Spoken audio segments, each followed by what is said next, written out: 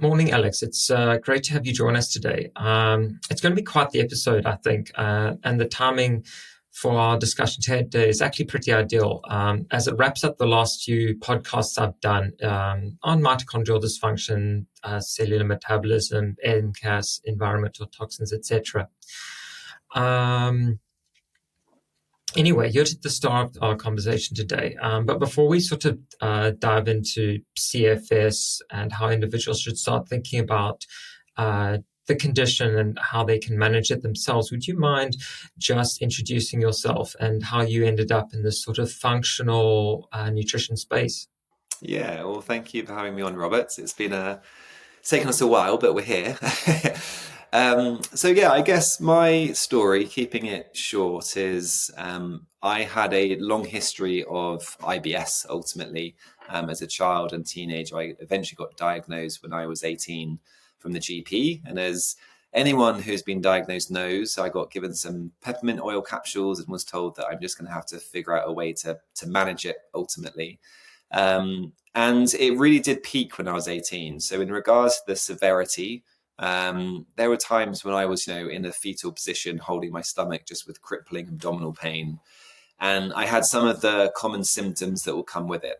I was napping for up to 2 hours in the afternoon. I was at boarding school, so everyone else was out playing sports, and I was kind of just in my bed, hunking down, trying to get through to dinner. Brain fog, I had terrible skin growing up. So there was a lot of other things kind of at play, but I think the root of many of those were the fact that I had quite significant digestive imbalances ultimately. So the gut issues and the inflammation from that also meant that I had a lot of musculoskeletal issues as a teenager. So from 15, 16 onwards, I was just getting injury after injury. So started to see a lot of physiotherapists, osteopaths, massage therapists. And I think that a mixture of just my gut issues and seeing these professionals meant that I just started to get a real interest in the human body. And then fast forward to after university, and I read a book by Patrick Holford, most of his books, but I read his guts book, did it to the letter, did it alongside some gut focused hypnotherapy. And within 2 weeks, every single symptom that I was suffering with completely disappeared. And it just blew my mind. And not just sort of digestive symptoms. I would put my head down on the pillow, fall asleep, and I would wake up, 8 hours later. I'm not sure I'd ever done that in my life before then. Backaches from a rugby tackle completely disappeared. So there was like a total reset. And from then on, sort of, I guess I haven't really looked back in trying to learn more about it. So I went and studied at the Institute of Optimum Nutrition. I went then and got my master's in personalized nutrition. I studied with the Institute for Functional Medicine. And I've kind of branched out a little bit since then. So I've done a diploma in transformational life coaching. I've trained in transformational breath. And I was in the first cohort of the Synthesis Institute psychedelic practitioner training program as well. So I've kind of tried to add a few more strings to my bow to help people, because especially with these sorts of conditions, they're complex, they're multifactorial. And I think, the more sort of therapies, for want of a better word, that you can apply, the better our chances of success are ultimately. Yeah, no, it's that's quite the story, and I know you also are involved in a company called Healthpath, I believe. Could Yes. you tell us a little more about that? Excuse me. Yeah, so I'm one of the co-founders of Healthpath and Healthpath Pro, and Healthpath is ultimately a platform whereby the public can get access to some of these sort of functional advanced tests. So we have a gut microbiome test, we have a SIBO breath test. We did have a salivary cortisol test. The lab have just stopped running that one. And we have some food sensitivity testing as well. And then essentially our customers will complete a couple of symptom surveys. One of them sort of more closed-ended questions, one of them sort of more open-ended questions. So we get the context of what's going on with their health, why they've done the test. And I've got a team of nutritional therapists that are looking at those symptom profiles, looking at the test results, and then creating some health plans on the back of kind of that subjective and objective data. So we get a lot of people with IBS, IBD, autoimmune conditions, fibromyalgia, chronic fatigue syndrome, and also just people interested in sort of their microbiome, ultimately doing the testing to see, how much is the gut and the gut microbiome potentially contributing to what's going on for them. So yeah, that's kind of the high level. Now the CEO is actually an old client of mine. So it's a little bit like Al from XL Coffee. He was an old client of mine. These are people that got really passionate about health ultimately and helping others achieve health. And so Richard Namey is sort of the true founder of Healthpath ultimately, who had a lot of health issues, and functional medicine really helped him get his life back on track ultimately, and wanted to kind of pass that forward. Yeah, no, I think it's an amazing platform you've built, and something that's definitely going to be useful for anyone listening today is they sort of, as we talk about this concept of CFS and how people can start working through it to an extent themselves, but then having something like that, platform like that on the back end of it, where they maybe don't necessarily want to or can afford to see a GP or a functional therapist who charges £400 to £600 an hour. I think that's an incredible service, and just it really does fill a much needed gap in the market. El's an interesting one. I'm still trying to get him onto the podcast, and I was quite distraught to see the other day that they're about to run out of coffee. So I've got to. I made a very quick order while there was still some there. But anyway, all right, CFS, I suppose we might as well jump into it. This isn't a question, ironically enough, that I've actually asked in the podcast before. But how would you define CFS, sort of this concept of myalgic encephalomyelitis, as it's also known? From a clinician's perspective, obviously there's some interesting history there if you're familiar with that. Yeah, it's interesting. I think that there are different definitions by different organizations, which doesn't help the process in some ways. But I guess, the textbook features are going to be someone that is experiencing debilitating fatigue for a period of 6 months or more, that isn't improved by sleep, and that is exacerbated by physical exertion. And some of those organizations will incorporate additional symptoms. I think there's an American organization that talks about either brain fog or I forget now, but one other symptom. One of those has to be included within the criteria to receive the diagnosis, which seems a little bit odd ultimately. But yes, I think 6 months or longer of debilitating fatigue that's impacting day-to-day quality of life, that isn't improved by rest or sleep, and that is exacerbated by physical exertion, are kind of, I guess, the markers that are there in the consensus amongst all of these different organizations. Yeah, that's a fairly sort of succinct way of looking at it, and I think we're definitely aligned there. I think I mentioned this to Gillian Crowther last week when we were talking about the cell danger response, which I know we'll touch on a little later. But I think the one silver lining, maybe you could call it, of the pandemic and long COVID is that it brought this idea of sort of recalcitrant or persistent viral fatigue into the spotlight, which I think is a good thing. Well, it is, and while sadly I don't think we're much closer to really a sort of a one pill solution, I do think, at least from a social standpoint, that it's broken down some of the stigma around the condition, maybe because, and I think that's a win for a lot of people, because they don't.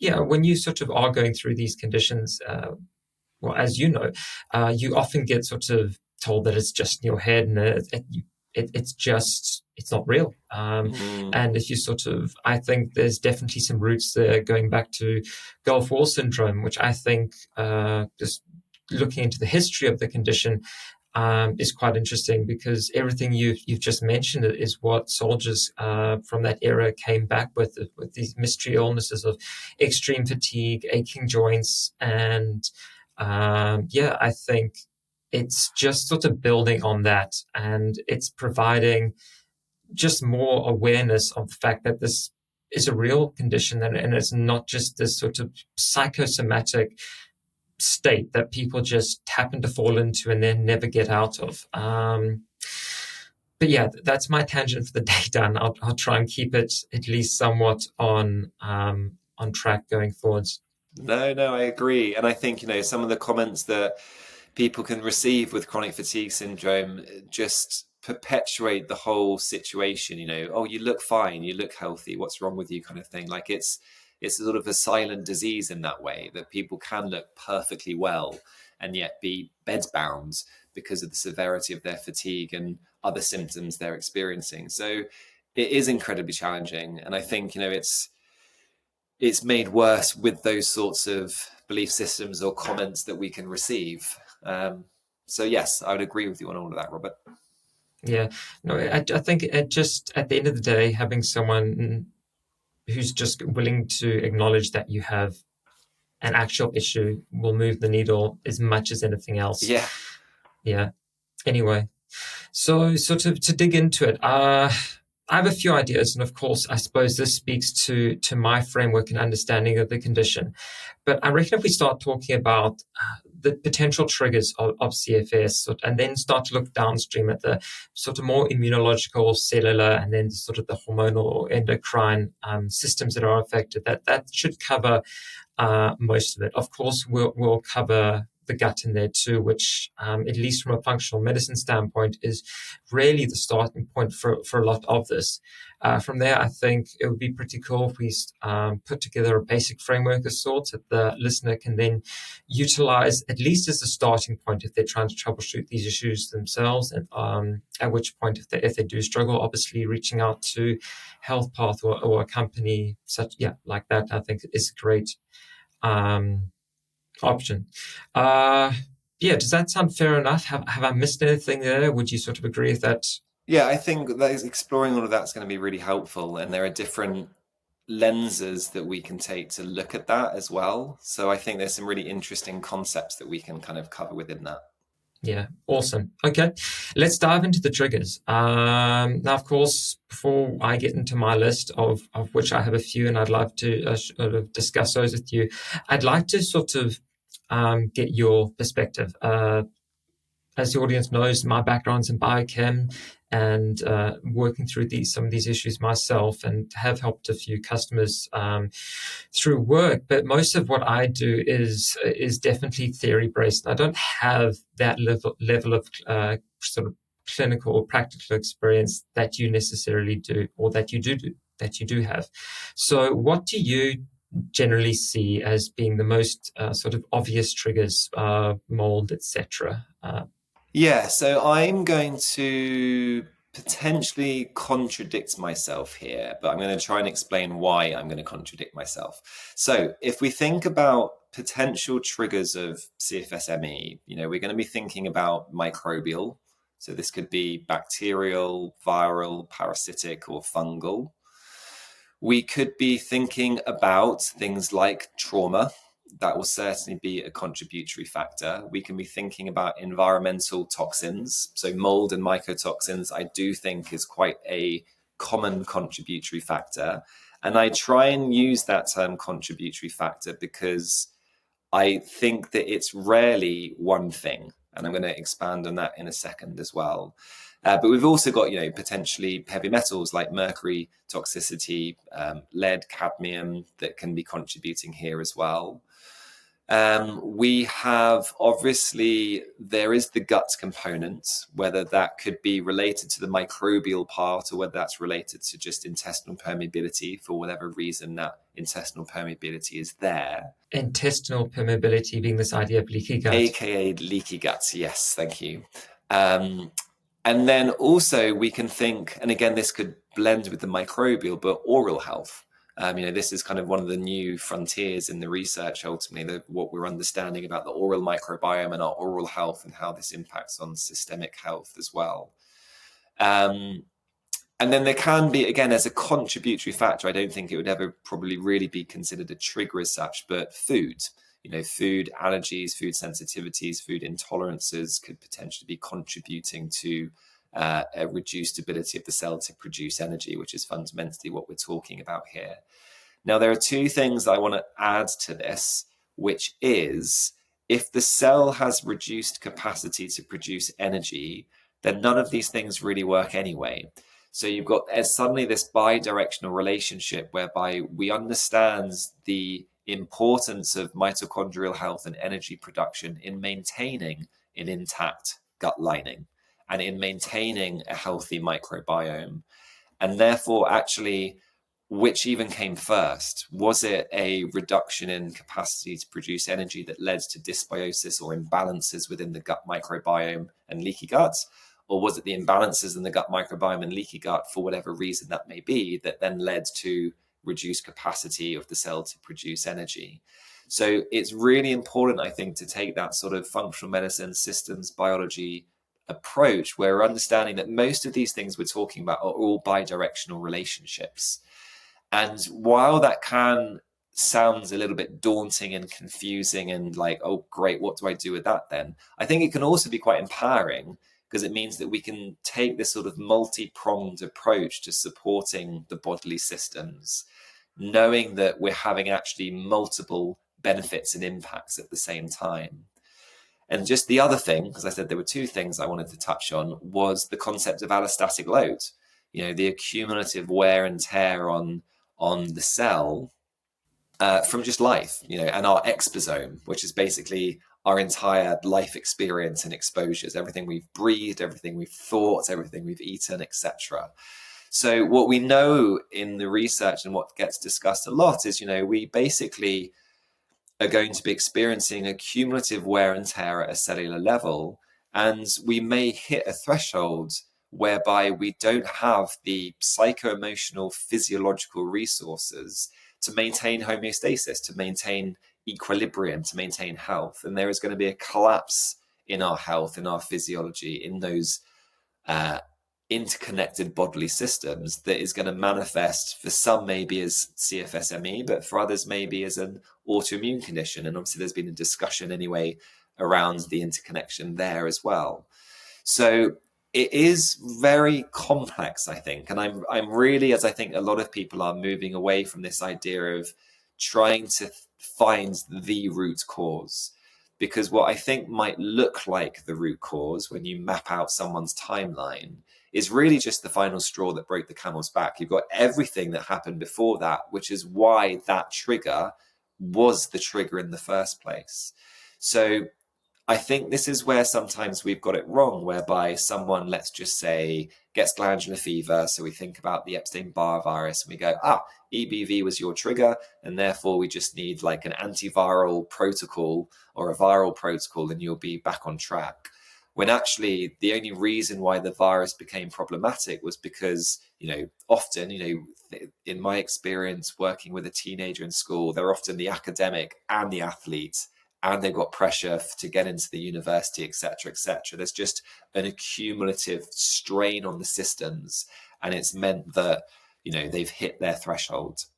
So I think it's really important when we're thinking about someone's timeline, their life story, we're trying to understand, where are these stresses and strains? Where have they come from? Has it been through courses of antibiotics, or has it been through family dynamics, or were they bullied, or what was their diet like, or did they live in a water damaged property?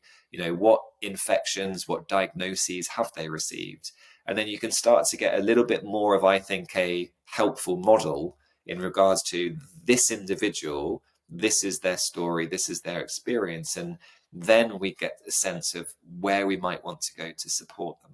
Yeah, no, I think that just points to the need for a personalized approach. It really does. I think there's just there's so much chicken and egg when dealing with a condition like this, as you sort of alluded to earlier. I do like the fact that you brought up the concept of an allostatic load. I don't know if you're familiar with Dr. Eric Balkovich. Oh, no, not by name anyway.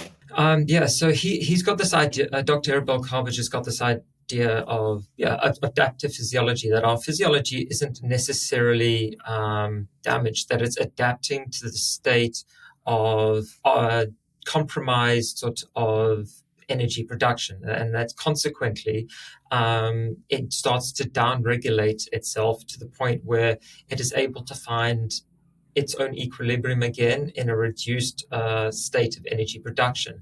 So it's trying to find that lowest common denominator where it's essentially still functional, although at a lower sort of level from an operational standpoint.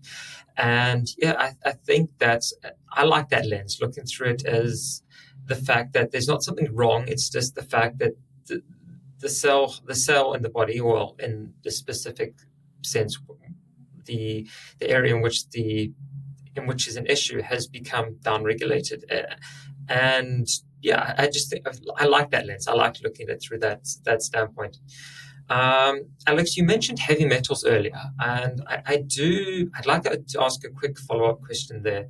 I think everyone and their aunt generally test positive for heavy metals. I don't know if you see that in clinical practice a lot, but from some of the research I've done, I've noted that when there is a lot of inflammation in the body, for whatever reason, that you're going to then have an inability for the body to properly detox. You're going to have impaired lymph activity. You're going to have compromised maybe bowel flow or hepatic or liver function.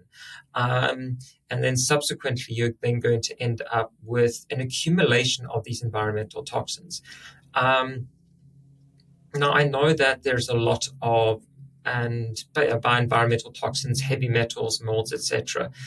Now, I know there's a lot of talk about this at the moment. It's quite in vogue, I think, talking about the fact that if you drink water out of any plastic bottle, you're going to be dead in 5 seconds flat.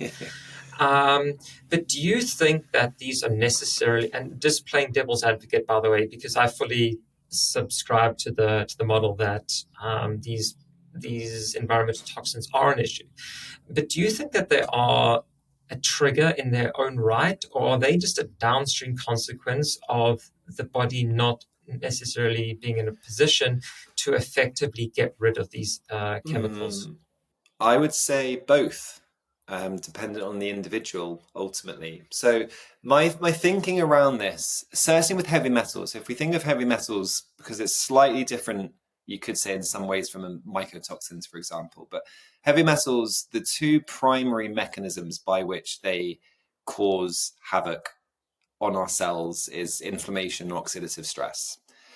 And therefore, the question becomes, why can some of us be walking down the high street feeling relatively well, asymptomatic, and have positive heavy metal tests or mycotoxin tests? And, I think you've always got to put the environmental toxin within the context of someone's capacity to deal with it, basically.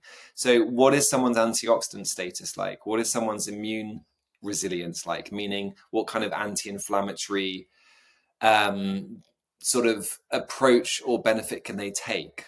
So I don't think, again, it's ever just the mycotoxin or just the heavy metal. It is, why is this accumulated, as you were sort of alluding to? And secondly, have you lost capacity to manage that? Going back to the allostatic load and this idea that the body's maintaining equilibrium as long as it can do. And therefore, there's going to be a certain amount of heavy metal or mycotoxin mold it can accumulate and maintain homeostasis. And that level that it can accumulate is going to be based on your allostatic load, your nutrient status, your bile flow, everything, your overall health and your overall physiological function. So again, it's got to just be put within the context of the body and the person and how they're able to handle that ultimately. What's their overall resilience like within this? Because it's true, inflammation will absolutely downregulate various liver enzymes that detoxify some of these things, but also chronic stress will downregulate detoxification because you are distributing your resources according to the state of that nervous system. So if you've got someone who is in some state of fight or flight, let's just say they have an aura ring and, their HRV's down in the 20s all the time, that is someone who isn't in a state to heal. They are in a mobilized state whereby at a cellular level, they are in a state of stress. They are unsafe. There's danger somewhere that is being detected. And therefore resources are being distributed to fight or flight or freeze. And again, you were going to get an accumulation of environmental toxins. You were going to get compromised digestive health. You're going to get compromised gut lining health because those things just aren't important at that point in time. So I think there are some real foundational pieces that have to be considered before even sort of thinking about what's the appropriate protocol for this person based on any of that kind of functional testing that you might have done, because they might have SIBO. A good chunk of people with CFS do have SIBO. But is that because of the state of their nervous system? And actually, if you support them in that side of things, then the SIBO just disappears. So yeah, it's just another key consideration ultimately within all of this. So yes, like going back to your question a little bit there, Robert, if someone's got a positive environmental toxin test, and I don't know if there's like an obvious answer here or a black and white answer, there never really is. But if you were able to improve their nutrient status, if you were able to reduce the oxidative stress, if you were able to reduce the inflammation, in kind of independent of that toxic burden, to some degree, you would be able to do that. Would that person get noticeable improvement in symptoms, but still have a chunk of that trigger or environmental toxin left? And I believe, yes, that's quite possible. So do we need to detox totally and get like a negative test result, or actually do we just need to get them feeling better? And that's where, you never really want to be treating the test results or the page. Yeah, no, I couldn't have said it better myself. And yeah, I think it really does speak to the importance of looking at a client's symptoms or patient's symptoms or an individual symptoms, and sort of acknowledging those as maybe the benchmark of health. I think a lot of practitioners, at least in my experience, maybe not a lot, but maybe newer practitioners tend to sort of get caught up with the number that's on the page. And I think that can sometimes be to the detriment of the individual in question. Definitely. Yeah, just sort of, I'd like to move on in a second, but for the listener, we've discussed a lot of triggers, everything from sort of viral infections to bacterial infections, things like tick bites, to potential molds and mycotoxins. For those listening who maybe are just sort of trying to figure this out themselves to start with, how would you advise them to start when there isn't necessarily an obvious sign of or beginning or trigger? Obviously, if you have something potentially like Lyme disease, there's going to be a bullseye rash. In all likelihood, that's a pretty good indicator of where the issue sort of has started off. But for individuals who just sort of slowly enter this sort of malaise of dysfunction, how do you normally sort of work through that process when there obviously is a lot going on, but there's sort of, like as I said, and sorry for being verbose, no sort of clear signal, as it were, as to what's maybe initiated the problem? Yeah, it's a good question, especially when there isn't sort of an obvious trigger as such. I think, you always want to be thinking about that timeline. So one of the analogies I use is, we're trying to get to the first few dominoes that fell over and pick those back up to have any chance of obviously dealing with the rest. So when we think of like cellular energy production, there are some real foundational things that would need to be ruled out. And again, I think one of the challenges we have with kind of CFSME is the breadth of debilitation, if that's the right word. Like, some people are still working but are struggling with their chronic fatigue syndrome. Some people are totally bedbound and can barely hold a conversation. And they're all put under the same umbrella fundamentally, which is just crazy. And I think that's why there's a lot of friction and a lot of heat in some of these kind of conversations, because actually, who are we talking about? These are two very different types of people. But, if we try and maybe go through the entire spectrum, we're thinking, okay, what's your nutrient status? Because for some people, it could be, like an iron deficiency anemia or a B12 deficiency that's actually contributing to that fatigue. So at the early stages, there are some really basic things that obviously have to be really ruled out.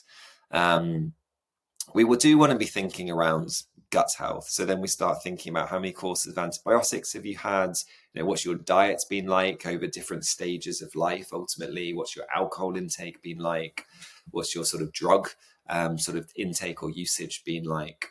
I think adverse childhood events is a really big one as well. So that has to be considered. And, understandably, the public often don't understand there can be a connection between those first few years of life and why you ended up with a dis-ease when you were 40, for example. But we see in the research, partly related to this idea of allostatic lows, that there's a real connection there. So I do think going back to day one, if not earlier, is actually a really important way to sort of move forward to ensure we're not missing any pieces of the puzzle.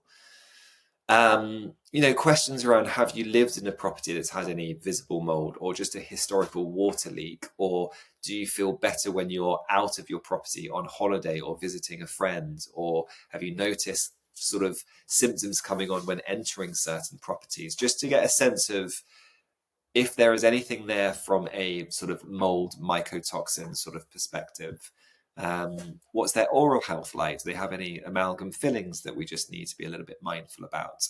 And these sorts of things. So I think it's a mixture of understanding someone's actual just journey and the key events within it, and then asking specific questions that are the best we can do to get a sense of, do we need to go further with this inquiry, which might be then a mycotoxin test or whatever it may be.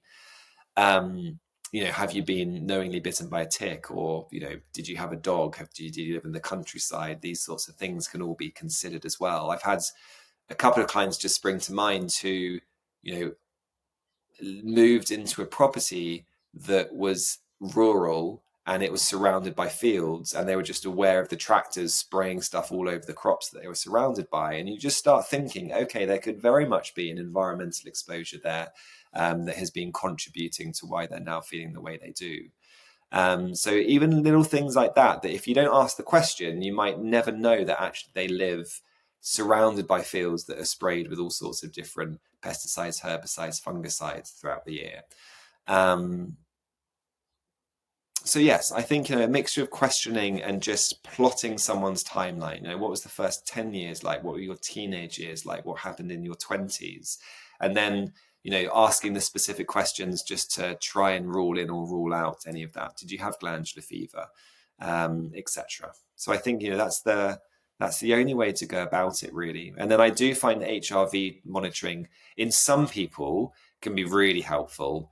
In others, feels really unhelpful and can be just frustrating sometimes. Yeah, no, that was actually going to be my next question, was about HRV. I've always sort of looked at it as more of a performance metric, because when you have somebody who is definitely in a state of disease or unwellness, for want of a better word, their HRV is going to be tanked almost regardless. At least that's been my experience. Again, not a clinician, so I don't necessarily have that hands-on understanding of the technology. But do you think it is, evidently you do, but how do you utilize it from that standpoint, if you sort of get what I mean? Is it a tool that you find is able to provide sort of that longitudinal data that is consistently objectively useful, or does it just become a bit sort of almost backgroundish? It's a bit like some of these new tests that are looking at DNA methylation that show that you have a high level of information there before you're kind of going to either die tomorrow or in 1,000 years' time. They don't necessarily provide a quantitative standpoint of actually what's wrong. Maybe some of the newer true age diagnostic tests do, but and I'm sorry, I'm just being verbose again, but they just provide this blanket statement, i.e., you are inflamed, you have a terrible score. Do you find that to be similar with HRV, or? I think I honestly I found it helpful in certain individuals, and that's not based on the individual, but more just like the context. What I mean there. So just to give examples, like I find one or two things: either it's really low, it can be in the 10s, 20s, low 30s, or it's really high, and symptomatically, lifestyle, that person feels like actually they're in more of like a functional freeze type state. And in both those situations, I think it can be helpful in the sense that if you've got someone with really low HRV, then we're being informed that that person is in, people call it different things. I've heard it as being called sort of a mobilized state. They're in that kind of fight or flight. They're putting resources to sort of fight or flight and survival ultimately. So they're not detoxing, they're not digesting as well as they could be, etc., etc. That is someone who most likely will not respond to antimicrobials as well as someone who's got better HRV. They're more likely to have a Herxheimer type reaction, and therefore you might not even go there to begin with that person. You might work on some of the metabolic aspects of things and look to get that heart rate variability up a little bit before going in with antimicrobials to avoid just a Herxheimer die-off type situation. So it can be helpful because it can, to some degree, inform when is the right time to do the intervention that you are thinking of doing. And at the under end of the spectrum, if you've got someone the way you're thinking that actually it looks like they're in more of a freeze state, then that is someone who is almost guaranteed they're going to have to feel worse before they feel better, because they're going to have to move out of a freeze. And with that comes a mobilization that might manifest as, anxiety, for example. And, I just heard, I have a friend / colleague who I really admire, Marek Doyle, who shared a kind of a anecdotal story whereby he was supporting someone. This was sort of the situation they're in. The plan they put into place led to some anxiety come up, and the client thought they were having a negative reaction to the protocol. But Marek, monitoring HRV as he does with all of his clients, saw that actually HRV was improving. This was someone coming out of kind of a freeze state. And therefore, the reaction they were having, it was something that they were going to have to navigate through ultimately. It was a good thing ultimately, because they were coming out of this state, and that's the only way it's going to work. And you wouldn't have known that if you weren't tracking heart rate variability at that point in time. You might have just agreed with them. Oh, it sounds like a die-off reaction. Yeah, let's back off some of these supplements. So it can help inform you in regards to the interventions. Is it working? Is it not? Is it the right time? Is it not? So I think it can have real value from that perspective. And then if you are able to obviously get improvement month on month, it's just obviously incredibly motivating and inspiring for the client, because they've got this objective biomarker that, things are starting to move underneath the hood. And I've certainly had clients whereby it looks like HRV is starting to track in the right way, but symptomatically they haven't yet noticed improvements. So again, it gives them a positive reinforcement that this stuff is working under the hood, things are going in the right direction. You just haven't been able to experience that on a symptom level yet. But we know that what we're doing is having a positive impact on physiology because HRV is starting to trend upwards. So sometimes it can be helpful. And then the reasons I think when sometimes it doesn't work is primarily when it just, it's stuck and it's not trending upwards. And then it just becomes really frustrating. And every morning you're looking at your data going, oh, I'm still just where I am and nothing's working. And then you start to get that negative reinforcement that something's broken or I'm not able to get well. And actually it becomes a real negative thing. Yeah, I mean, that can be a helpful metric in of itself, though. Exactly. Yeah. If you can put it within the right context, and if you have the right relationship with the data, it's still a positive thing ultimately. Yeah, I'd agree with that. Yeah, no, I think you've just got to look at as data at the end of the day, a bit like a sleep score. Just, okay, this is my sleep score, and then don't let that sort of influence you, because it's going to have that sort of placebo, nocebo effect if you sort of feed into it. Yeah, I suppose that's actually a good time to maybe talk about the trigger that maybe, and for those listening, I've put that into air quotes, that most people don't think about, and something you've already alluded to a few times, and that's this thing about autonomic nervous system dysregulation.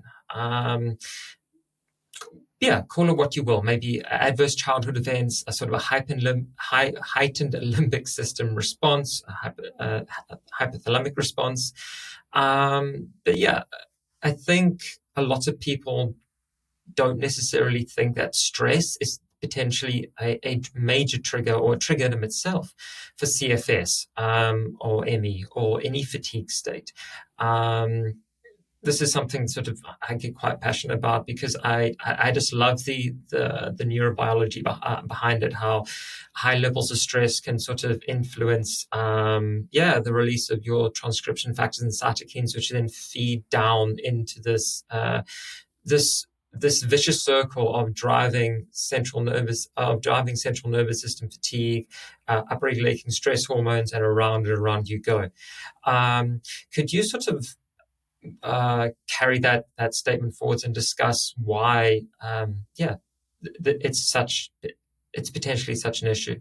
I can try. Yeah. So I guess, I kind of do see it as foundational ultimately. And I think the easiest way to think about it is if that autonomic nervous system is dysregulated, that is kind of the conductor. It's dictating to some degree where your resources are being distributed. And if you're not distributing your resources to, as we've already sort of discussed, to certain bodily systems or pathways, whether that's the gut, whether it's digestion, whether it's detoxification, whether it's distributing blood flow to the gut lining to maintain an intact gut lining, then you're going to ultimately end up with these downstream consequences that sometimes people confuse with the trigger, like leaky gut. If you're not getting enough blood flow to the cells that line the gut, then you're not able to repair the gut, and you will have chronic leaky gut. So a lot of the things that I think we sort of diagnose, so to speak, are often downstream of the initial imbalance, if we just call it that, I guess, ultimately. So I do think sort of autonomic nervous system dysregulation, limbic sort of dysfunction are common. And again, thinking about this just from our modern way of living and the environment that so many of us are in, you can take that in so many different ways: noise pollution, air pollution, sort of EMFs, and going down that sort of rabbit hole. All of this is having some kind of impact on our physiology at an unconscious or sometimes conscious level. So, living by a really busy, noisy road, that is a stressor on your physiology. There's research around that. So my master's dissertation was on cortisol resistance in chronic fatigue syndrome. So again, like you've already alluded to a little bit, Robert, this idea of if you are constantly producing excessive levels of cortisol for whatever reason, some kind of stressor, let's just say, the receptors on your cells to cortisol can desensitize, can become resistant, like we think of insulin resistance and type 2 diabetes.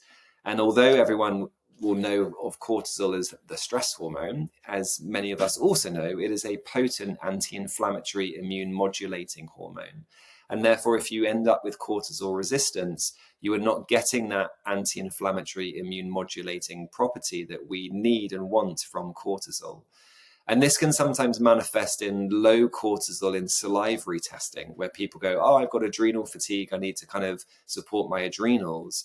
Actually, that is again often thought to be an adaptive response. Your body has deliberately lowered your free cortisol to free up immune resources to deal with something that you're struggling to deal with, an infection, for example. So I really do, in my heart, believe that the body very rarely, if ever, makes a mistake. And that everything we're seeing in test results, or nearly everything, is a deliberate act by the body, by the cell, because it has far more wisdom and intelligence than we do. And then we're trying to figure out what's going on ultimately. So the question is, like, why would the body do that? Why would the body deliberately do what we're seeing with free cortisol that we just sort of went through, for example?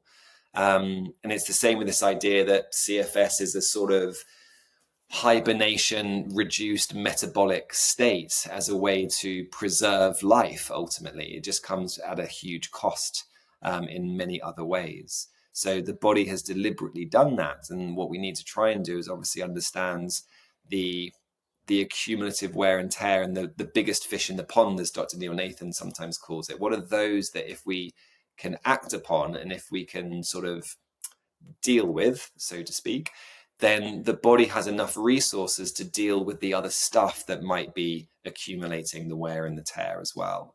So there's going to be a tipping point whereby healing spontaneously happens once we've dealt with the excess that we referred to earlier, when we've hit that threshold where the body no longer has the resources to cope with the strain that is being placed on the system. And this is where, we also have to be thinking about our emotional well-being. There's a condition called alexithymia, which is kind of this reduced ability to identify, label, experience our emotions. And one of the theories is that if you have a reduced ability to kind of recognize and identify and label how you are emotionally feeling, there's kind of like, that's another stressor ultimately, because you're not going to be able to act accordingly. You're not going to be able to respond to what is actually happening in your internal landscape. And that's been associated with some of these conditions, certainly IBS and fibromyalgia. I'm pretty sure chronic fatigue syndrome as well. It would totally make sense that it would be. So, I also think that actually some of the most powerful therapies can sometimes be journaling, for example. But not just necessarily journaling without any prompts, but, again, looking at the research and looking at the sort of questions or statements that are being used to prompt people to go deep with their journaling practice. Being in the breathwork space a little bit, there are, these stories of people going into a conscious connected breathwork ceremony where they're lying down, eyes closed, music playing, breathing through the mouth for 60 minutes, often having some sort of quite profound experience. That could be an emotional release, or that could be something psychological. But I know of people who have had chronic fatigue syndrome who have had significant improvement in symptoms after going through something like a conscious connected breath experience. So, there is that mind-body element to this as well, which I think is a really valid route to explore. Yeah, no, it's definitely. I keep on going forward and backward on that one. I must admit, having sort of worked through programs like the Gupta program myself, and maybe not necessarily having seen the results I was after, I do wonder if I do think it works. I don't necessarily believe that it's maybe a modality that works off the bat. I still think you have to get that those supportive bases in first before you can sort of before you start to deal with the sort of the mind body aspect of it. I'm not denouncing it at all. I just think that you have to have that baseline support, and to allow the body to then slowly start, at least at a cellular level, and I suppose this gets more into the cell danger response stuff that we'll talk about in a bit, after that sort of CDR1, CDR2 state, and then back into a position where maybe, you can then leverage these more, broadly speaking, psychosomatic approaches. Would you agree with that? Yeah, I think it's all of these things are quite frankly a bit hit and miss, and we don't necessarily have a logical explanation as to why it worked for this person and didn't for this person, and it could be all sorts of different little components at the end of the day. But I do like what you say, Robert, because we're at a space, I think, where people are really pushing their bias, their thing. And we're at a point where I'm seeing more like somatic practitioners like dissing functional medicine because, I had a client come to me and they spent thousands on tests and supplements and they didn't get better, and they did my program and did. But it's like, that's true the other way as well. It's not, one isn't better, and like a multi-pronged approach is always going to give you the most likelihood of success. But I think, there's got to be those foundations in place, as you say. And again, keeping it really basic, this won't be relevant to a lot of people, but if there are some nutrient deficiencies where the cell actually just doesn't have the raw ingredients it needs to create energy, no amount of journaling or breath work or anything is going to touch it, because that's just a pure physiological, biochemistry, biological, whatever root cause that needs to be addressed as that. Now, there are those cases, and I imagine the more we go down the spectrum of severity of kind of chronic fatigue syndrome, ME, the more multi-pronged it comes. I think the more likely it is that there are some ACEs, that there are environmental toxins at play, that there is dysbiosis, intestinal permeability, because there's been a greater collapse in physiology and homeostasis ultimately. So yeah, I think again, it comes back to where is that person within their journey?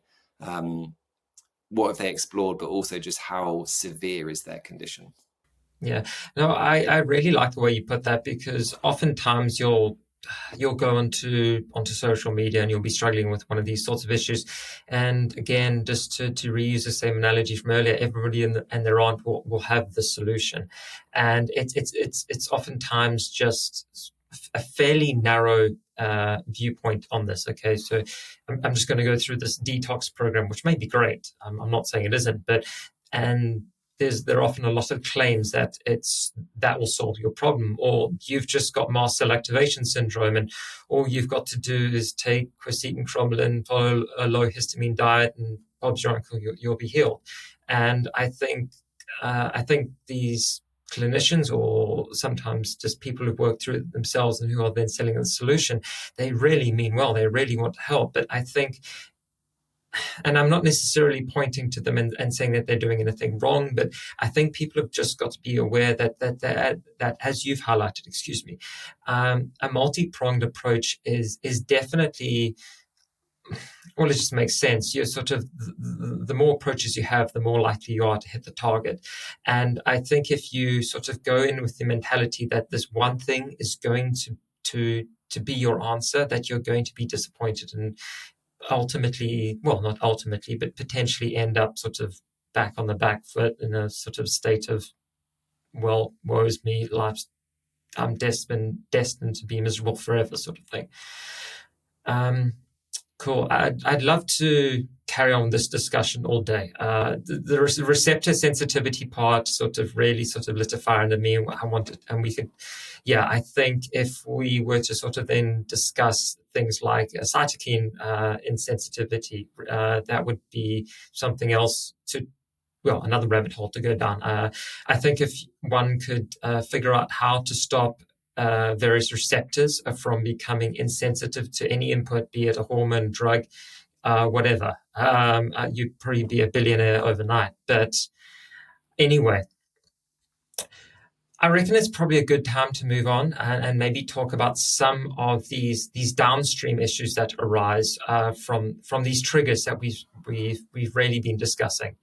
But first, I'd just like the audience to understand that there is almost an audit of operations to how the body enters into this sort of allostatic state, the state of dysfunction. Now, I want to keep this very high level, and I'd love your feedbacks. And if I miss anything, please feel free to correct me. But the way I see this is that there will be a trigger, and I want to find another word now because that one's driving me nuts, but that will ultimately drive some level of inflammation within the body, and that's going to be mediated most of the time by the immune system. A good example of this would be, say you have mold as your primary trigger, obviously speaking to the audience here, and that could then be driving high levels of MCAS, of this sort of histamine-controlled immunological response in the body. And then consequently, downstream of that inflammation, you then end up, at least according to Naviaux theory, Dr. Robert Naviaux theory, this, as we alluded to earlier, this state where the mitochondria become dysfunctional, the cell danger response, as it were. And then downstream of that, again, you're going to end up with hormonal dysregulation, which is where I think some people tend to sort of miss the mark a bit, and they end up going straight to HRT because on paper they have a low testosterone or estrogen or whatever, when all the results are, all the issues are upstream of that, and that the hormones are just a consequence of this sort of dysfunctional physiology. I know that, again, was very high level, and that I missed out a lot of nuance there. But again, just from the sort of order operation standpoint, do you think that sort of sums up how the body sort of enters into this state of dysfunction? Or did I miss anything, or did I get it wrong entirely? No, I think that sums it up, nicely, ultimately, and easy to understand. Like, I think it's, as you said, it's really important to stress, like, the biggest trigger or the final trigger. So if you just think of an individual cell, you've got all of these different stimuli ultimately, and the cell can maintain its health for only so long. So going back to this threshold, then you get exposed to mold or whatever it may be, and yeah, then there's just this collapse. So I think you summarized that sort of domino sequence nicely. Cool. I'm glad I got something right today. I might actually put in for pay rise.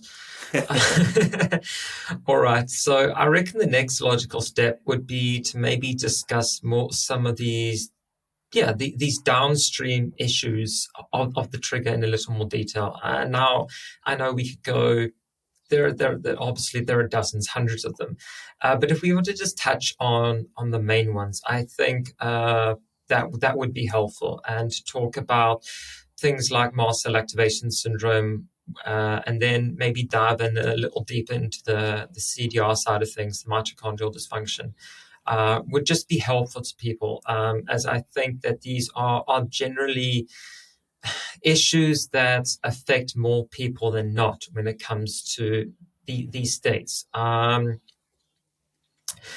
And then again, maybe to talk about the vagus nerve in a little more detail, and just to carry on that conversation we had earlier from an autonomic dysregulation standpoint. Are there any more there that you would like to maybe highlight for people listening in, or? I think the histamine piece is really big. I think it's been really big for a long time, but we're only now just starting to really appreciate how big it is, and COVID's definitely sort of been a player within that. But histamine and its contribution from an IBS, CFS, and obviously going through to sort of MCAS type stuff, like it's really significant. And I think it is definitely underdiagnosed, misdiagnosed, missed by a lot of practitioners, including myself over the years, obviously, because partly it can manifest in so many different ways for different people. So in mast cells, we have an abundance of mast cells that infiltrate the gut lining. So in people with IBS, they often have an accumulation of mast cells along the lining of the gut, which is then obviously contributing to some of the symptoms they might be experiencing. And mast cells can be triggered to release their content, which includes histamine, but hundreds of other mediators, obviously, as well. Many are pro-inflammatory. Mycotoxins, heavy metals, have been shown to sort of trigger mast cells. Now, that's not mast cell, I think I'm right in saying from the paper, it wasn't mast cell degranulation, which we often hear about.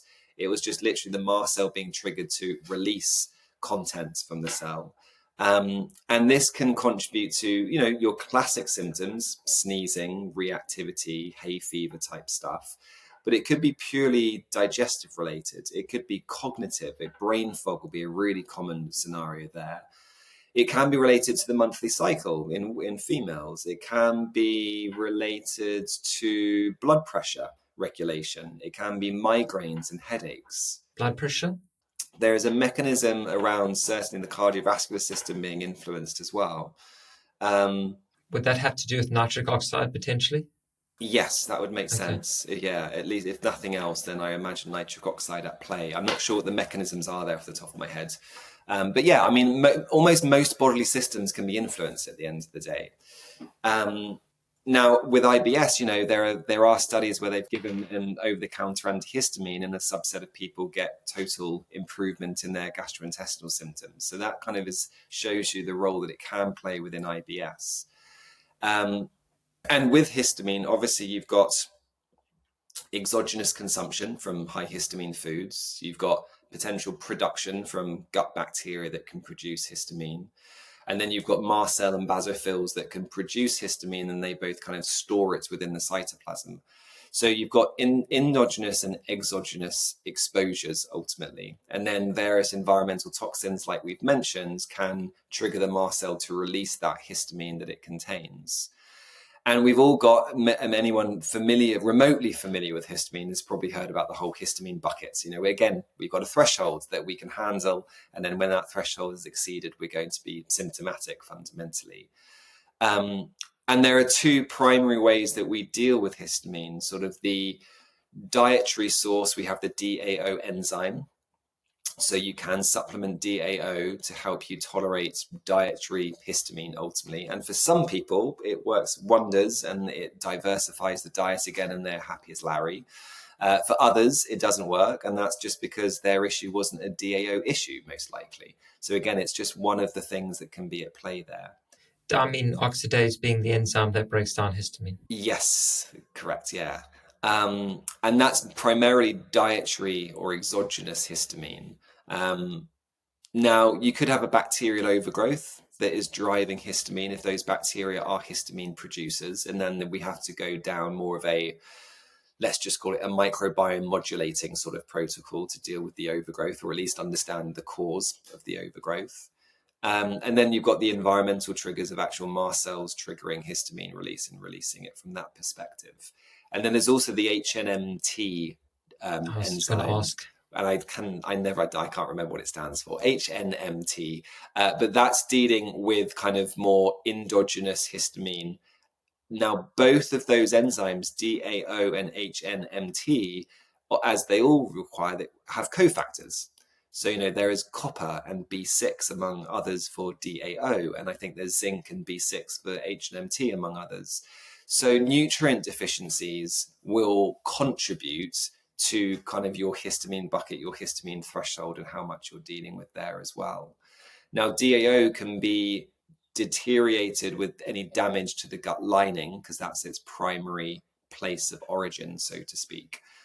So when you do have intestinal permeability, aka leaky gut or gut inflammation, it's very likely that DAO has been compromised as well. And then MCAS is kind of, further down the spectrum again of severity ultimately. So you have histamine intolerance, which is often more of a DAO dietary thing, moving down to MCAS, where now you've got a multi-system, multifactorial condition that can be incredibly complex ultimately. But we still want to be thinking about what is the trigger. And that could be the things that we have been talking about: infections, toxins, trauma, and these sorts of things. Yeah, no, that was beautifully put. Thank you. And it really sort of highlights the fact that these mast cell issues, these histamine issues, are a symptom of a bigger issue. They're not the issue in of themselves, which again, I think is where a lot of people sort of scrolling through social media sort of tend to sort of maybe make a mistake. They sort of see their issue as a histamine issue. The histamine is a symptom of something else that's going on. And just by, maybe just, taking your cromolyn and quercetin or whatever, you aren't actually, maybe you're controlling some of the symptoms, but you're not actually dealing with the picture. It's definitely a very sort of,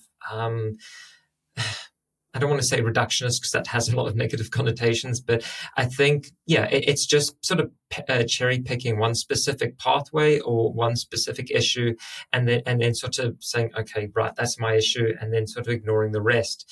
The enzyme that you were thinking about, by the way, was histamine N-methyltransferase, I believe. Thank you. I could be wrong.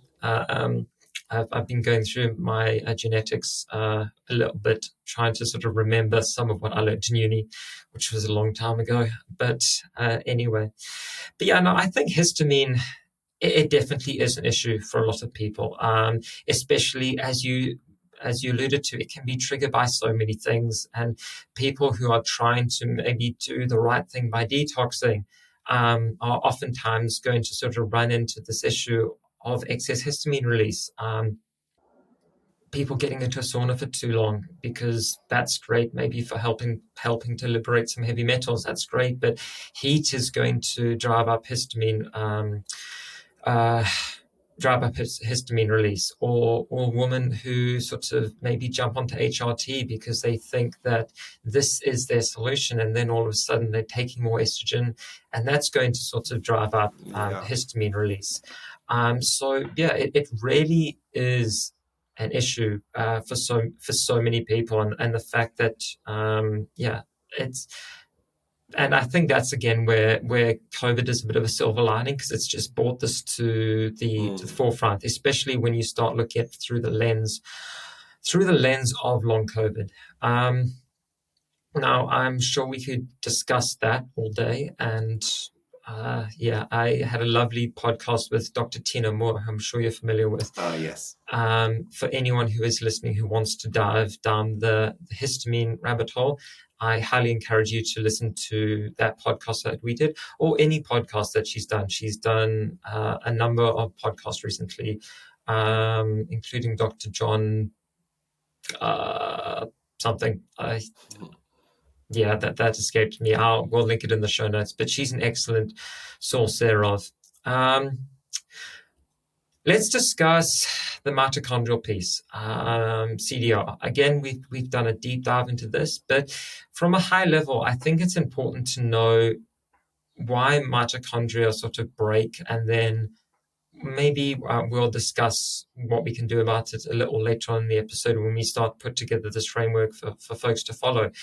But from your vantage point anyway, how do you see mitochondrial dysfunction occurring, and then where do you see this idea of the cell danger response fitting in?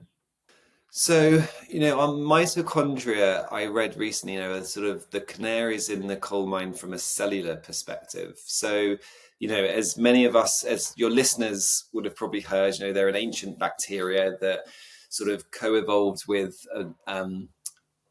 an archaea, I think it was, wasn't it? Millions and millions of years ago. So, this is why there's the antibiotic piece with mitochondria. But mitochondria are not just the powerhouses of the cell that often we hear them being. They are that, but they are so much more. I mean, they regulate calcium sort of regulation, and they have many other roles, including relation to the production of steroid hormones, cholesterol, among other things as well. But mitochondrial dysfunction, the textbook thing is the manifestation is most likely going to be, among other things, fatigue, because of their role, obviously, in energy production. But mitochondria can be damaged. We can develop mitochondrial dysfunction because of nutrient deficiencies, because of dysbiosis and leaky gut. These lipopolysaccharides or endotoxins can have an impact on mitochondrial function, apparently. Butyrate, a metabolite, healthy, good, important metabolite from some of our gut bacteria, supports mitochondrial function. We've got xenobiotics and various environmental chemicals that can inhibit mitochondrial function. What else have we got that impacts mitochondrial function? I mean, all of the typical things: inflammation, mycotoxins, everything we've discussed. They're all going to be impacting it ultimately. So again, mitochondrial dysfunction, there's this kind of camp that think mitochondrial dysfunction is, the cure, or the cause of everything, and therefore the cure. Because if you can get healthy mitochondria, you can get a healthy cell. And if you have a healthy cell, you have a healthy organ. And if you have a healthy organ, you have a healthy system. If you have a healthy system, you have a healthy organism. But as you kind of said, Robert, mitochondrial dysfunction is downstream of these sorts of things. And therefore, we still have to constantly ask the why until we feel we've actually got to the answer, ultimately, like what is the most upstream thing we can get to? And that is the thing that we probably need to focus on. So is it nutrients? It could be the gut from a mitochondrial perspective. Is it some kind of environmental chemical or toxin? Is it trauma? There's a study that was looking at adverse childhood events, and it's been a long time since I read it, but the takeaway was ultimately that it can contribute to reduced ATP production within mitochondria. So one of the sort of almost mechanisms between early childhood trauma and diseases later in life could be related to mitochondria dysfunction, and essentially that person just being less resilient as a result on a physical level, so to speak.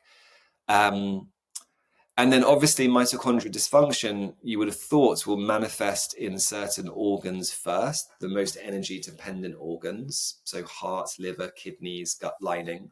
And we've already mentioned how mitochondria have a big role to play within maintaining a healthy gut microbiome and a healthy gut lining.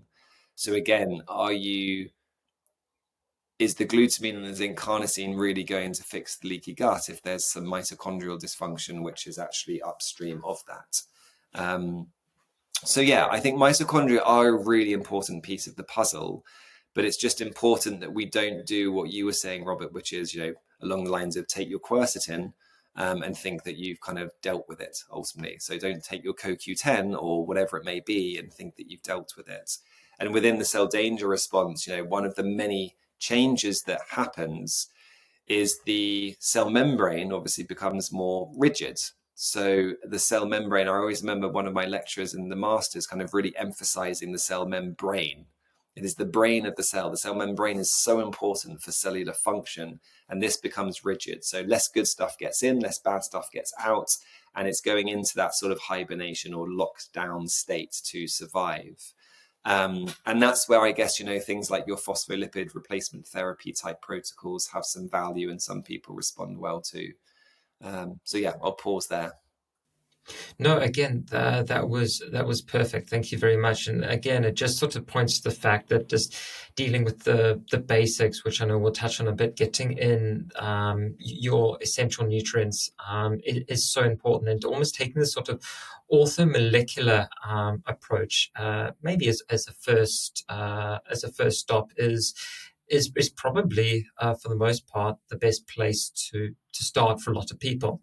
However, we'll get to that in a bit. I'd love it if we could also just quickly sort of backtrack slightly and then talk a little more about the nervous system again, but this time from the standpoint of the vagus nerve, because I think, this is quote a trigger, but it's also oftentimes a downstream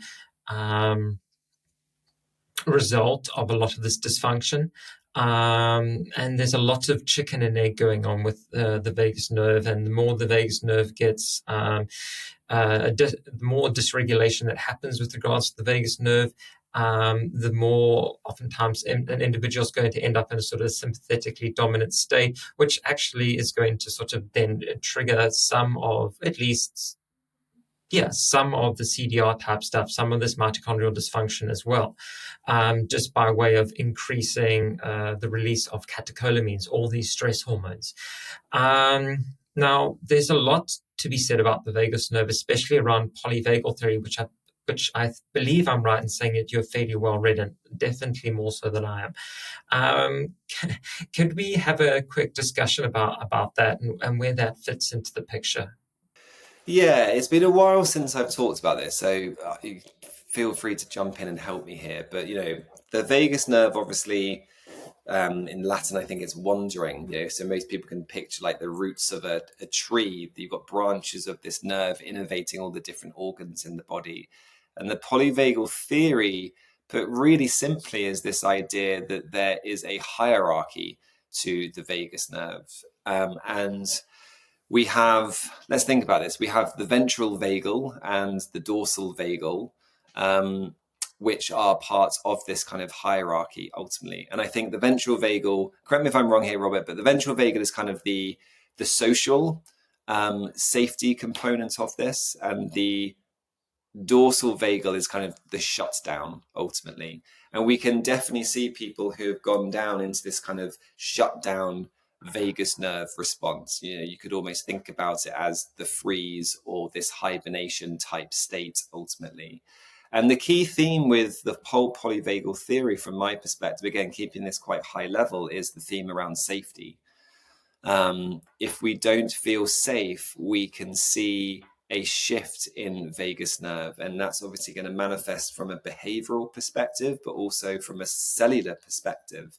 And there's this really, I think, sensitive sort of topic around, a lot of people struggling with chronic complex illnesses retreat. for various reasons, both just because of the debilitating nature of the symptoms, but also because sometimes the comments they receive from friends or family, you look fine, these sorts of things.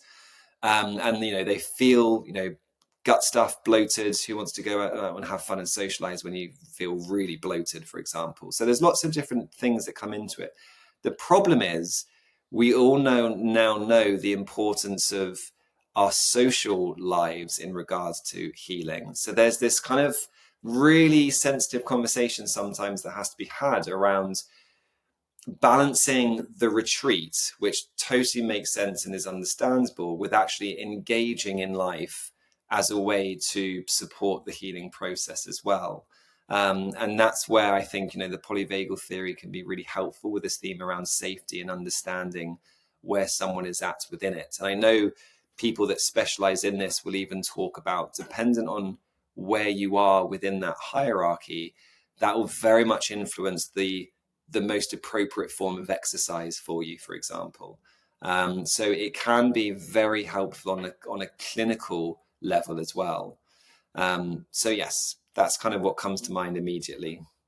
No, that's perfect. Thank you. And it just sort of really works to complete that picture of everything that we've discussed up until now. And again, just to sort of harp on about this again, I really encourage the audience to sort of look at their emotional health when it comes to sort of starting to try and work your way through these sorts of issues, because it really cannot be and what's the word? It can't be sort of downplayed as to its importance, how important the nervous system is in regulating the rest of the body, in regulating how our cells communicate. Yeah, and just to touch on that, maybe branched with that is the whole concept of psychoneuroimmunology. The mind, the nervous system, and the immune system, these are deeply interconnected systems. So we absolutely have to be thinking about our psyche when we're thinking about the state of our nervous system and our immune system. And we all know the immune system is so interconnected with everything that we're kind of talking about here. So if you wanted like the science, polyvagal theory, yes, but also this psychoneuroimmunology is a really fascinating area. So, it's little practices, giving yourself 10 minutes a day, find yourself a little grounding exercise. That could just be coming to the breath and doing some diaphragmatic breathing. Feel your feet on the floor, feel your buttocks on the chair, kind of get grounded, get centered as much as you can, and do a little bit of journaling. Find some prompts, even if it's using ChatGPT to ask for some journaling prompts. Like, there's lots of ways that we could go about that now. But I think it's so helpful because, it's going to be arguably, for a lot of us, the safest environment. We're on our own, we're journaling, no one's going to read it, hear it, we can burn it afterwards. And that can be quite a therapeutic sort of ritual to do as well, where you're literally kind of releasing that back into sort of the atmosphere ultimately. But I think those little habits where there's a bit of self-inquiry can be incredibly helpful to help us understand ourselves, which is part of, I think, the healing process ultimately.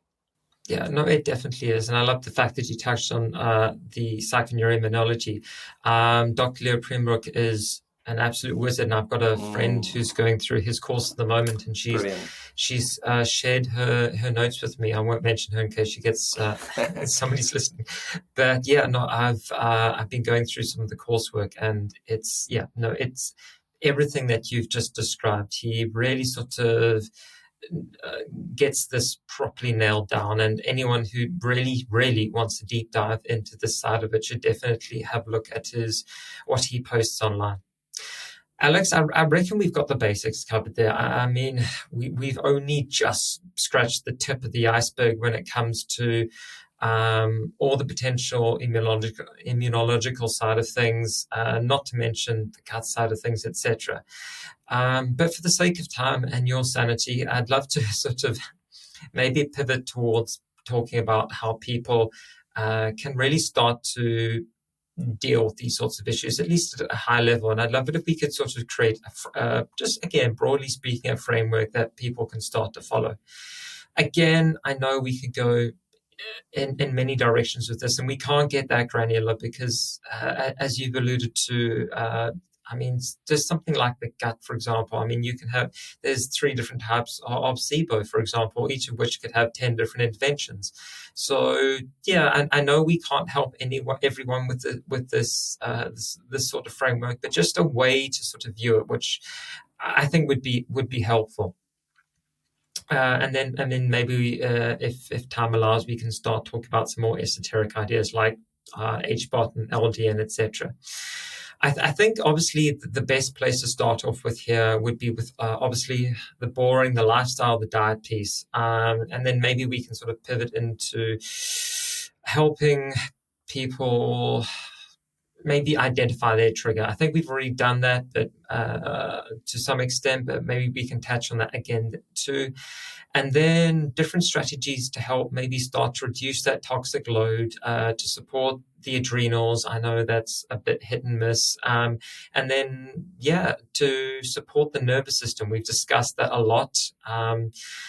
And I think some strategies there would be useful. And then finally, things like just basic hormonal and mitochondrial support. I think we've, and this will come through obviously in our conversation, but I just want to point out to the audience that really you do want to sort of follow a framework in this respect, because just going back to our conversation earlier about mitochondrial dysfunction, chances are if you have any sort of lingering fatigue, there's going to be an element of mitochondrial dysfunction to it. However, if you suddenly start taking mitochondrial support supplements, nutrients, CoQ10, carnitine, all these sorts of these electron donors, for the most part, you can sometimes make things worse. One of the byproducts of, as you know, Alex, energy production, oxidative phosphorylation, is the production of reactive oxygen species, ROS, at the end of that particular cycle.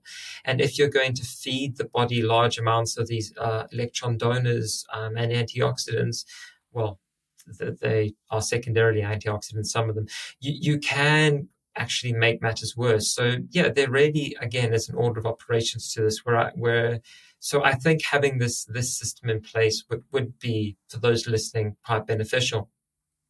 So again, unless I missed anything, and please feel free to correct me on anything that I've said that's wrong, which is probably quite high. I think we should jump into the lifestyle and the diet piece, which is a good place to start. Broadly speaking, where would you have someone start with regards to this? So I guess from a dietary perspective, like if I had to give like a generic comment around it, it would essentially be moving people towards a paleo style framework. I think, moderate high protein, moderate high fat, low carb framework. And I think a lot of people will benefit from that. I wouldn't go all the way to keto, obviously, because that can go wrong, especially when there's mitochondrial dysfunction at play. So we'd want carbs in there, but certainly a paleo style framework is probably the easiest, quickest way of describing what is going to be beneficial, I think, for the majority of people. Now, ideally, in season, whole food. I actually don't think without the context of an individual, it needs to be overcomplicated. So whole food diets, nutrient dense, lots of polyphenols, lots of color, this idea of eat the rainbow a day if you can. Now, oftentimes people are going to have personal reactions to foods.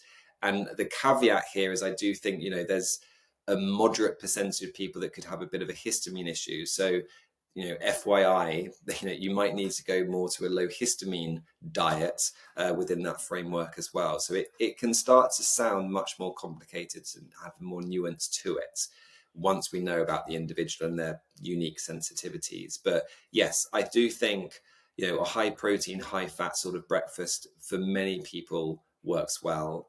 And then really thinking about in season and whole food. And I'm not sure it needs to be more complicated without specific knowledge of the individual ultimately.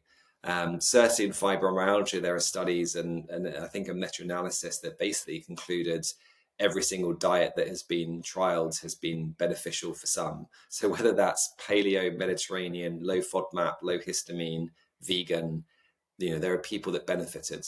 So that I find quite interesting as well. Now, fibromyalgia, obviously a different entity, but there is an overlap there.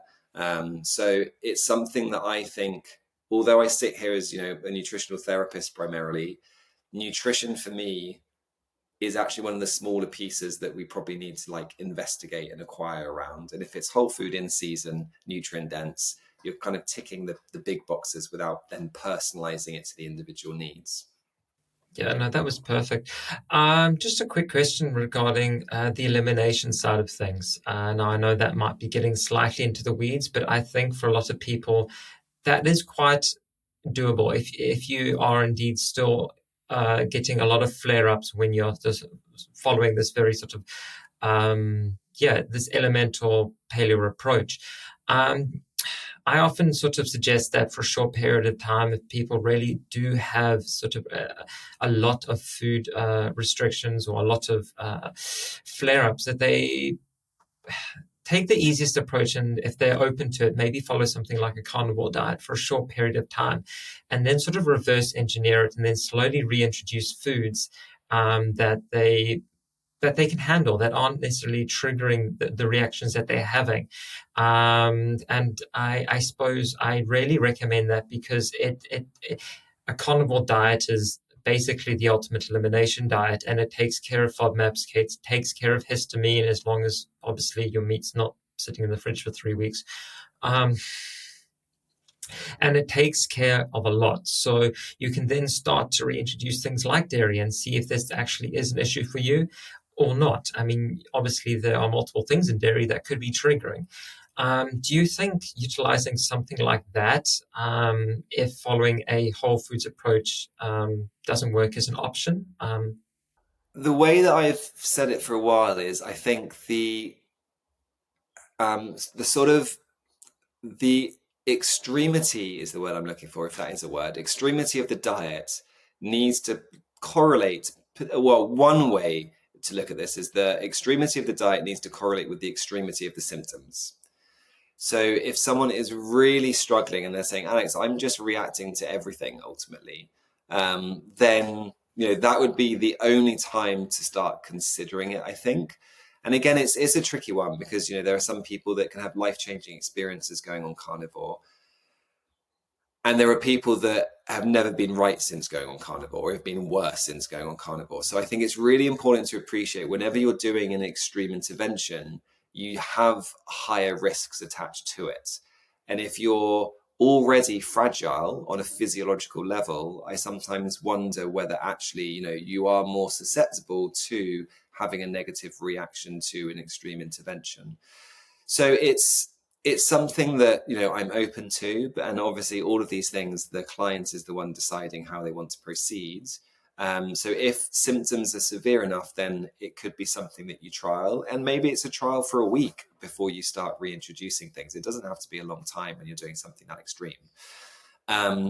And in the research, although they don't go as far as talking about carnivore, what they do talk about with elimination diets is the two different ways of going about it, and your personality can dictate which one's most appropriate for you. So, and this is common sense, you can take one food out at a time and, do it that way, or you can go and do, they have different sort of names for these, but like a 12 food elimination diet, or a 6 food elimination diet, or a 3 food elimination diet. And so you can go all the way, and like you say with carnivore, come back from there. And that's just a personal preference type thing that's going to be based probably on how much someone is suffering at the end of the day. Yeah, no, those are great words. And I think another great resource while you're talking that just sprung to mind, and I should have mentioned earlier, was the autoimmune paleo diet, I believe, by Mickey Trescott. Yes. I think that's a bit of an original text in the space. And that's probably also a good starting point for a lot of people to follow, if they find that they are reacting to the sort of traditional paleo, maybe lower carb approach. And as you said, I think that's a great place to start, and that it shouldn't really be overcomplicated unnecessarily. That's perfect. Okay, so beyond dietary interventions, we've got the basic movement, sunlight, sleep. Now, obviously, I think anyone who is in the space and is listening to these sorts of podcasts, trying to find resolution, is likely familiar with the importance of grounding, of getting outdoors, of getting natural sunlight to help restore the circadian rhythm. Sleep, I think, is something that people that sounds intuitive, and people would they understand that they need to get more of it. But I think there are a few nuances there that people really need to dig into a little more. And maybe that sounds a bit prescriptive. It wasn't meant to be. But I think that when you think about sleep, you've got to also think about what makes sleep healthy, what makes sleep good. And in that respect, things like healthy airways, being able to breathe nasally properly at night is important, as well as making sure that your sleep environment is on point. I think those are two things that folks listening should be aware of. And in that regard, I think that the use of nasal strips can help from a congestion standpoint. Definitely just open up those airways and allow some more parasympathetic activity to occur during sleep. I think that's an easily accessible tool for most people to utilize. And then also making sure that your sleep environment is on point. So maybe turning off the Wi-Fi router, making sure that there is as little light in the room as possible. I think those are both easy strategies that people can utilize to ensure that they're getting the best possible sleep. Would you add anything into that? And what do you think of the Wi-Fi piece, the EMF piece? Nothing that I'd really add apart from just acknowledging that inflammation, our microbiome, histamine, these things impact sleep quality. So, like, I think a lot of the time with these sorts of individuals dealing with MCAS, CFS, etc., like their poor sleep is often, again, a symptom downstream, and there's things that are interrupting that sleep quality and that sleep cycle. And histamine can be so neurostimulatory. I mean, I've had terrible histamine issues in the past, and one of the primary symptoms was insomnia, basically. And it was this weird state of the mind being so switched on, but physically feeling very tired. So it can be really problematic. But yes, the foundations still have to be in place. You know, you still need the sleep hygiene. You still want to be thinking about your breathing patterns and these sorts of things. But if you're still struggling, you know, it's not because you need to do more around the sleep hygiene in your environment. It's that there's something else obviously at play. And then your other parts, this was We talked about sunlight exposure and the movement piece as well. grounding, movements. So yeah, movement is going to be very personal. And I know this is a bit of a heated topic within the space for obvious reasons, but I think it's a matter of doing what you can. And I do think it's about understanding to the best of your ability what your capacity is. And sometimes you might overhit that, and then there's going to be a little bit of a flare or relapse. But I really like the idea of there's got to be something, no matter what, almost no matter what, there's got to be something, even if that's getting yourself a can of baked beans and doing a bicep curl in bed, because there's the intention behind it and there's the mindset behind it, which I think is actually really important and powerful in its own right. So I have an old client who always comes to mind who, you know, she just started with one repetition of 5 different exercises. And it was either with small, tiny dumbbells that she bought. It was a body weight squat, for example, 1 body weight squat a day. And then that went to 2, and then that went to 3. And she just very slowly built it up, because there's this fine balance, I think, between like when you do nothing and you're getting more and more deconditions, then it starts to obviously compound your overall health state ultimately. So we want to try and maintain whatever we can, if not improve upon it. And I think that's such an important piece of this. But again, without knowing where someone is within the spectrum, you know, it's hard to be able to give any specificity. Yeah, just with regards to that, and thank you for bringing it up. I did glean over it. What do you think about I don't want to use the term exercise mimetics, but technologies like PEMF, these to maybe support that process, to maybe help from an oxygenation standpoint within the body. Yeah, it's not something I've looked into a huge amount, I must say, but I do know that Dr. Terry Walls did some of this stuff with her kind of journey with multiple sclerosis. So yeah, that came to mind, and obviously she had some incredible results with everything that she did, and there was a lot. But yeah, I think there is value for people that are really struggling to to move into exercise because of the nature of their health. Yeah, no, it's definitely a big one, especially where there is that sort of post-exertional malaise that happens, that sort of those issues with recovering from exercise when people really are struggling. But yeah, it is important just from a sort of an ability to keep those mitochondria ticking over to help with lymphatic flow, etc. Okay, so I think the next sort of logical sort of step in this would be to sort of talk about the gut, and we could probably tie in detoxification in that as well, just from a time perspective. But how do you generally approach that? So yeah, it's a good question. It's an important point because obviously another foundational piece that is one of the first things that we need to be considering is a daily bowel movement. People need to be pooping at least once a day. It should be easy to pass, well-formed, sausage-like. Shouldn't be any pain, and that's becoming rarer and rarer ultimately. But from a detox perspective, but also as the best biomarker of your gut health, an easy to pass, well-formed stool is that's the goal. That's what we're all looking for gut health ultimately. So I would worry less about those 1, 2, 3 bacteria in your stool test that are out of the reference range and focus much more on, do you have any bloating? Do you have much flatulence? And how is your bowel movement? If those are all good, then, that's good enough. And then you can move on to the next piece of the puzzle ultimately.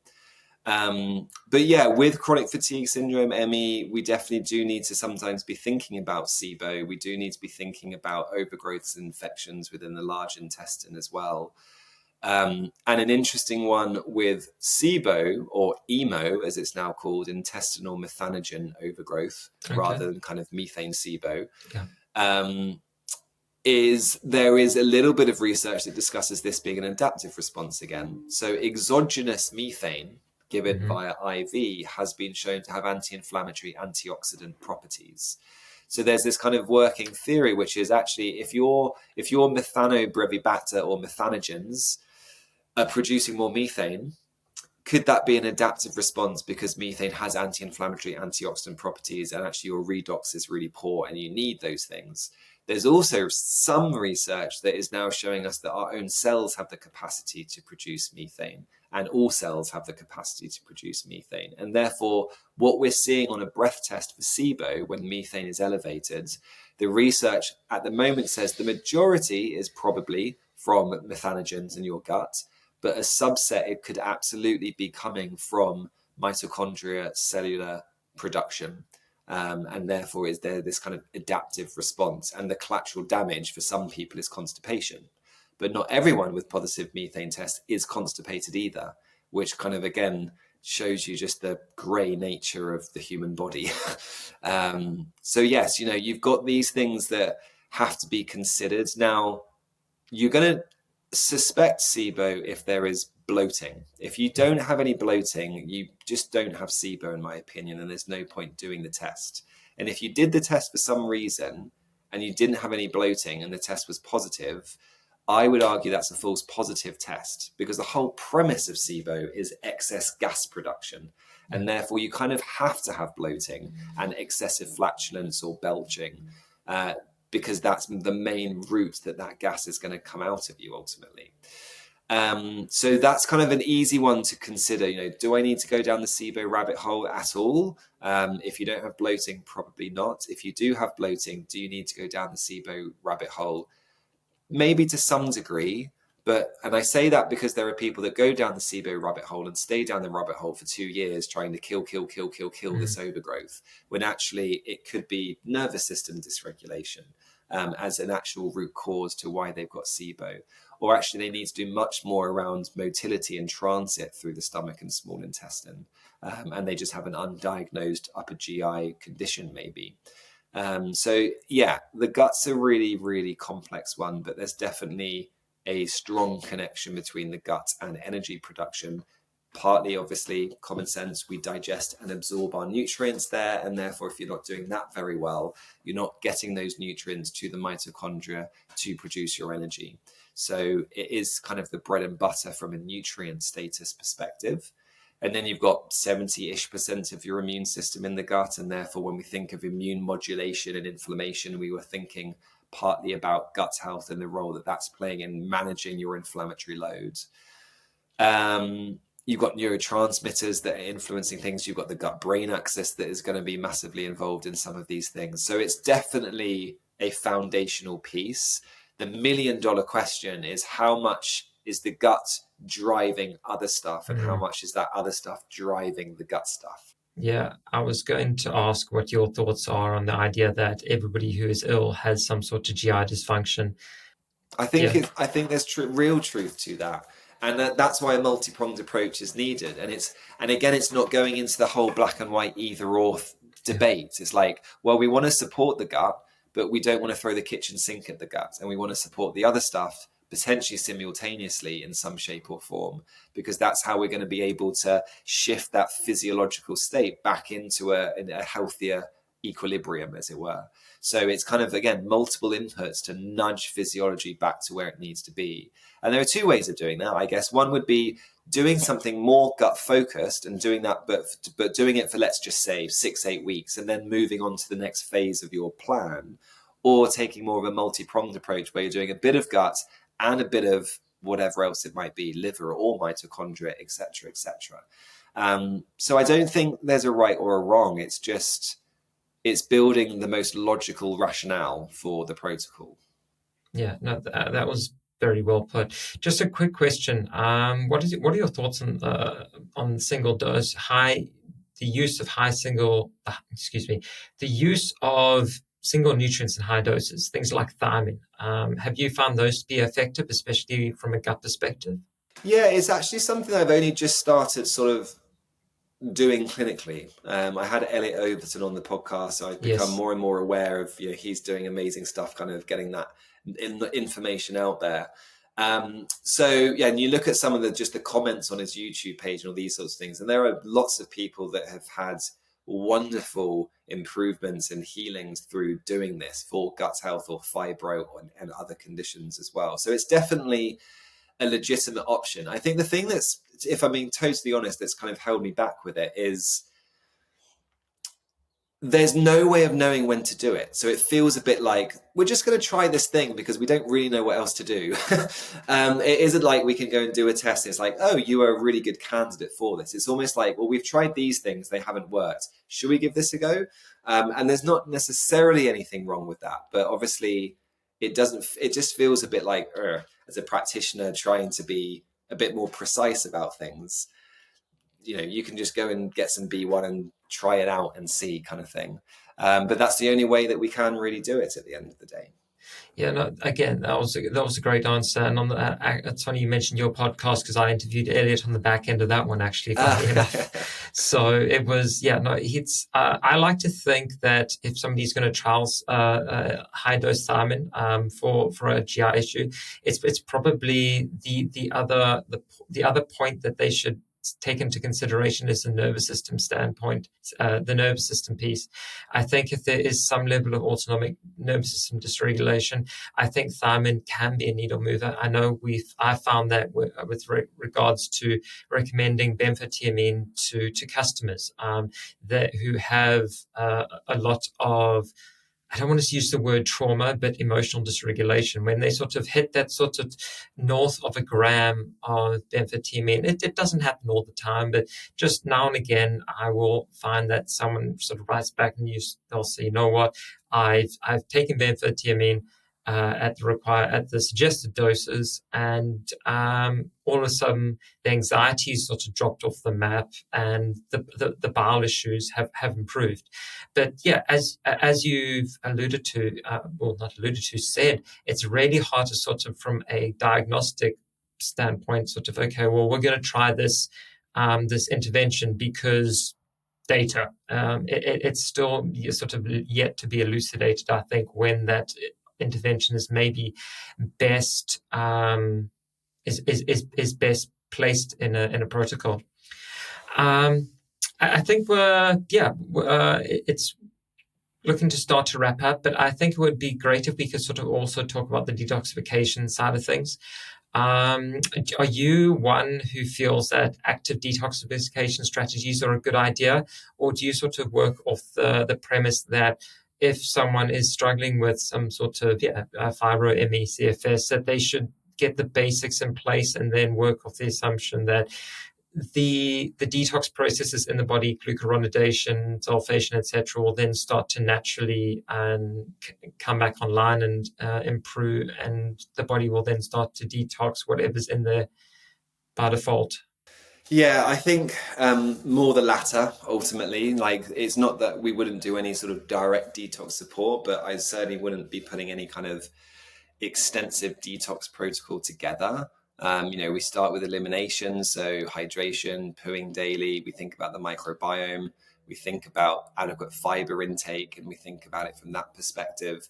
And, there are studies showing that as you increase fiber intake, there is an increase in excretion of certain heavy metals, for example. So there is that kind of binding capacity there. And detox, there's even a paper, I can't remember who wrote it now, but I mean, they basically said detox is a lifestyle. It's not a protocol, so it's a lifestyle. So your movements, your breathing, your hydration, your diet, if you can get access to a sauna, wonderful. Can you do some sort of lymphatic work, whether that's dry brushing or seeing a therapist? Yes, there are key nutrients. So most of them ultimately are really important at some phase within detoxification. Your B vitamins, all of the antioxidants, amino acids are all important. And then that takes us back to gut health, just from a digestive capacity perspective. We've got to think about the biliary system. So I do use bitters a lot with kind of the exception to what I said at the beginning, by the way, is kind of if I'm working with like a mold client, like glutathione is the bread and butter of kind of detoxing some of this stuff. So I use liposomal glutathione a lot with clients. I need to send you some of Dr. Andrew Campbell's research on glutathione and gliotoxin. He's on the impression that if you provide glutathione when there's a high gliotoxin load, you can actually sort of impair that immunological mismatch, so sort of from M1 to M2 macrophage movement within the brain, and actually increase neural inflammation. Just his research. I'll send you some research there. But yeah, thank you. Just an aside. Yeah. We'd be supporting that, and I think the biliary system is a really common area that people need some support around. Thinking of bitters, for example, as ways to support that. Phosphatidylcholine is kind of trending at the moment, I think, ultimately as well. I do think really kind of working on those foundations, getting the nervous system in a more regulated state, all of those things are going to improve detox capacity. And then it's a matter of, patience ultimately. So that's kind of definitely more the approach that I would take, I think, from it. Okay, perfect. And then last question for the day, the hormonal thyroid adrenal side of things. Where do you stand on that? Do you think that those sorts of interventions are useful off the bat? And by adrenal, I'm talking specifically about things like adaptogenic herbs, etc. Or do you just get the basic sort of nutrients into place, your B6s, B5s, magnesium, etc.? I think the basics always need to be the priority. I do use adaptogens with some clients, and I think that sometimes people just really want them. So it's kind of like it's providing that support as well, ultimately. I've got a client at the moment who is just benefiting from ashwagandha so much. So she's just like the biggest cheerleader for ashwagandha, for example. So I think they do absolutely have a place. There's some interesting research on ashwagandha and sleep, for example. So they can be helpful, I think, right time, right place, and something I definitely use. But again, I think oftentimes I really like the idea that the human body is a self-organizing, self-healing organism given the right environment. And if we can improve that environment, then there is that kind of positive snowball effect that takes place. So it's really focusing on that environment, which is kind of, a lot of what we've been talking about today. Obviously, everything from the diet to the air you breathe, thinking about the quality of your home and the building and whether there's any damp issues, etc. So yes, and the supplements from those sort of perspectives are of kind of the cherry on the top. Yeah, definitely. And obviously, being a nutritional therapist, you are not going to sort of get involved in the hormonal side directly. But do you ever find that sort of maybe suggesting or somebody sees a medical doctor for hormonal support, is that ever effective? Do you find? Yeah, I think sometimes it really can be. I think I'm not sure I could tell you when I feel it's going to be most valuable or an important step, but I definitely have had clients over the years whereby they found it incredibly helpful.